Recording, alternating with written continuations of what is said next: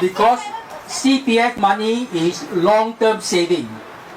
Long-term saving, you don't invest in government bonds. So it must be quite stupid to put the money to invest in low-yielding government bonds. So we need to have better people to manage our CPF and earn a higher return. Now, if you look at other investments over the last 30 years, the return is much better than 4%.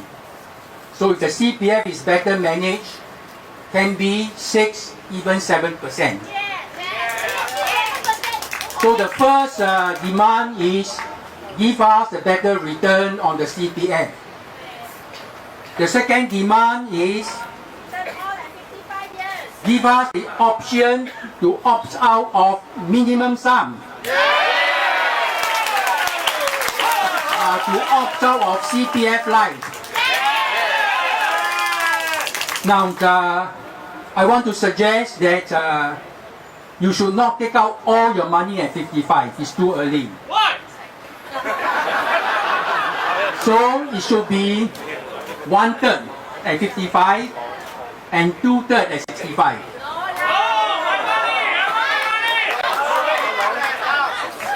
Now, this is an option, but I want to give advice to my fellow Singaporeans.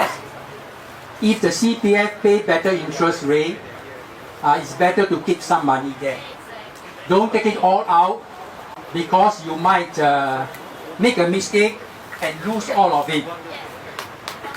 So let's have the demand allow us to take some of the CPF out at 55. Yes, give us a choice. Give us a choice, okay? And the rest at 65. But still, I want Singaporean to be to consider carefully.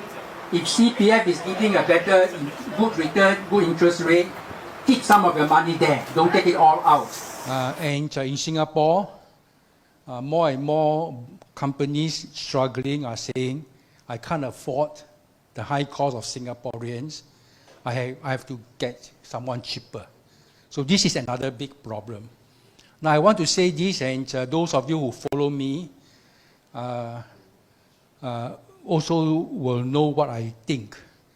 The field is very bad for Singaporeans, not level playing field. It's not just your 2 weeks of reservists. The disruption, when you go for reservists, the company work is disrupted. So the cost is more than just 2 weeks. It is very high. Employers, sorry? The pregnant lady, same problem. The cost is too high, and Singaporeans, until the government recognize, I call this a structural problem. Employers will find all reasons to employ foreigners. Even the CPF is another problem. The high CPF. Now, I want to employ a Singaporean. I say, this is the salary I'm going to pay you. The person says, is this net of CPF? I said, no, this is the salary. But he says, I'm getting less 20%. I can't survive on that. But I says, I'm paying on top of that another 15%.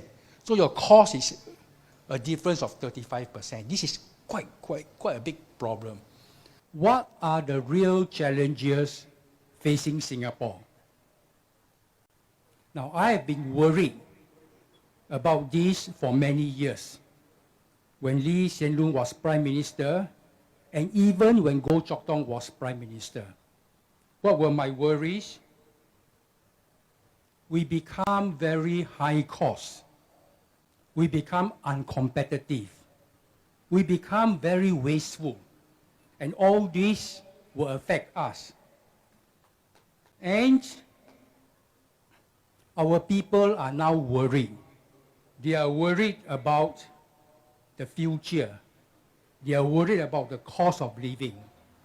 They are worried about jobs. They are worried about stress of living. So these are the concerns of the people.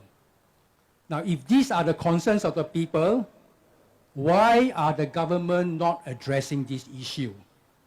And what do? They spend one over year meddling with the Constitution on the reserved presidential election. And then they spend a few months arguing about Lee Kuan Yew's house. Don't we have our other problems? And we do have a lot of other problems. All right, they say GST will be increased to 9%. And many people say, don't increase. Keep it at 7%. I tell you, I disagree. People say reduce, some people say reduce to 5%. I disagree. Go back to 3%. I disagree. GST should be 0%. Now, I have opposed GST ever since it was introduced. It was announced in late 1980s. The minister in charge was Teo Chee Hean. I wrote to him an email. I was then involved in NTUC, doesn't matter.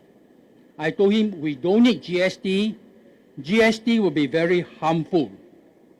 And I gave my reason. Teo Chee Hean, to his credit, replied to me, sorry, we think it's necessary, we disagree with you.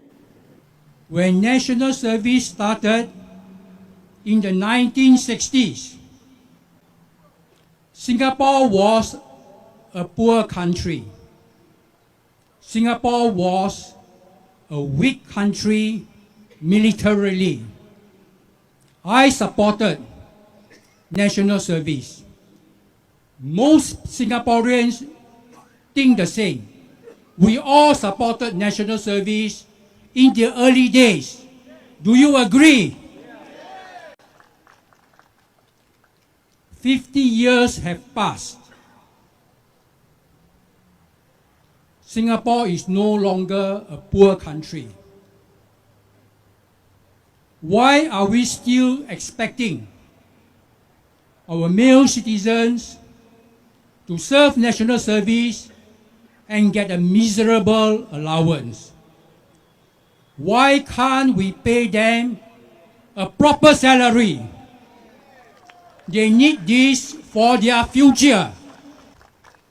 How can you expect our male citizens who have got demands of their job, who has to start a family, you pull them from their job and their family, you send them to New Zealand, and you put them in live firing exercise, mistakes will happen, accidents will happen. We should stop this.